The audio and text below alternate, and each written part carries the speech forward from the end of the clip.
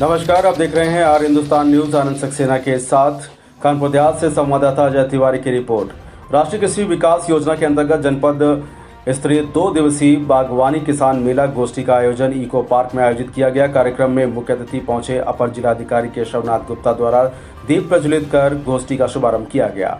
जिला विकास अधिकारी गोरखनाथ भट्ट द्वारा स्टॉल का अवलोकन करते हुए अपने उद्बोधन में आज के समय में कृषि में बागवानी फसलों पर चर्चा की गई। कृषकों को सलाह दिया गया नकदी फसल लेकर अपनी आमदनी को बढ़ोतरी कर सकते हैं।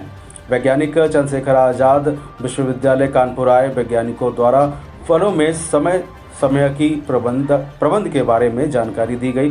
छत्रपति साहू जी महाराज विश्वविद्यालय कानपुर द्वारा औद्यानिक फसलों की प्राकृतिक खेती के बारे में विस्तार से जानकारी दी गई। उप कृषि निदेशक रामबचन राम द्वारा सभी कृषकों को जायद मौसम में उड़द, मूंग आदि फसलों के बीज इत्यादि के बारे में जानकारी दी गई। गोष्ठी में बागवानी के उत्कृष्ट कार्य करने वाले 10 कृषकों को मुख्य अतिथि द्वारा प्रशस्ति पत्र देते हुए सम्मानित भी किया गया। जिला कृषि अधिकारी उमेश कुमार गुप्ता द्वारा कृषक पंजीकरण उपरांत जायद कृषि बीज ब्लॉक स्तरीय स्टोर से प्राप्त कर सकते हैं।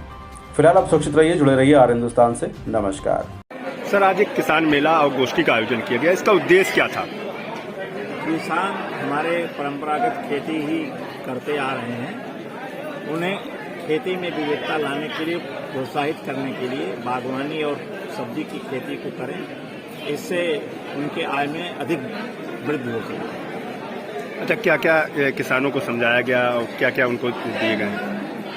किसानों को सरकार की जो विभिन्न योजनाएं चल रही हैं बागवानी और कृषि और सब्जी आदि के लिए, उन योजनाओं से अवगत कराया गया और सरकार के द्वारा सिंचाई और अन्य उपकरणों के जो अनुदान दिए जा रहे हैं उसके बारे में भी विस्तृत रूप से सभी विभागीय अधिकारियों के द्वारा जानकारी दी गई है। निश्चित रूप से हमारे किसान इससे लाभान्वित होंगे। भैया, आज क्या कार्यक्रम था?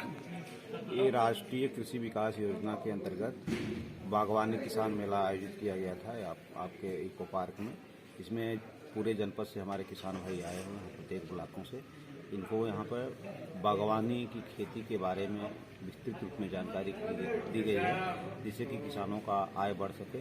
इसमें हमारे यहाँ किसान पान की खेती के किसान आए हुए थे, केला की खेती के लिए थे, टमाटर के किसान थे, मिर्च की जो खेती करते हैं वो थे, अमरूद की खेती वाले थे, आम की खेती के थे। तो ऐसे किसानों को यहाँ प्रशिक्षित किया गया। हमारे यहाँ चंद्रशेखर आजाद कृषि प्रौद्योगिकी विश्वविद्यालय कानपुर के भी वैज्ञानिक यहाँ थे, हमारे कृषि विज्ञान केंद्र के भी वैज्ञानिक थे और बाकी हमारे जो कृषि एलाइड से संबंधित सभी अधिकारी थे, वो किसान भाइयों को अपने कृषि विभाग की योजनाओं से बताया गया है और को लाभ लेने के लिए कहा गया और कृषकों को कृषि के साथ साथ बागवानी की खेती पे करने के लिए जोर दिया गया है, जिससे किसान लाभान्वित होकर अपनी आय इनकम को बढ़ा सके।